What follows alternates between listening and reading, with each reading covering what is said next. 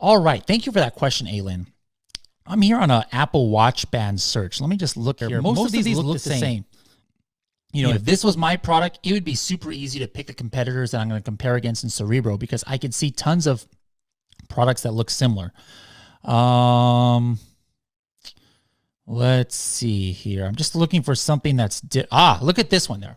Now this is completely different. Okay, this still serves the same function, kind of like the product that maybe you're referring to, but it is different than anything here on page one. Like there's no direct competitors here that have like little pearls and it almost looks like jewelry, right? So here's the thing.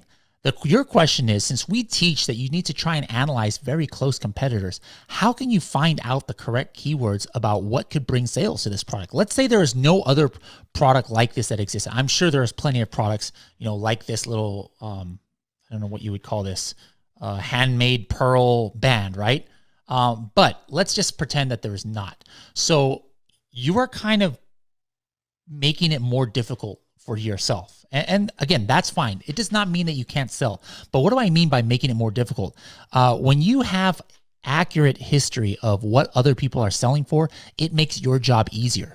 But when you have no history of any similar products, basically you're having to guess or you're having to estimate which keywords could potentially bring you sales. You don't have any accurate history of other products that are similar that have proven to bring sales for certain keywords. You can't do that when you have a brand new style of product. So like if this was my product, I would just assume like, oh my goodness, the person who is buying that product could be the similar customer avatar to somebody maybe who's buying this glitter one. Maybe it looks like it's for females. So I'm going to analyze this one.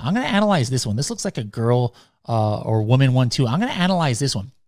Are these the same products or 100% direct competitors? No, it's a different kind of product. One has pearls, the other has bling bling glitter, right?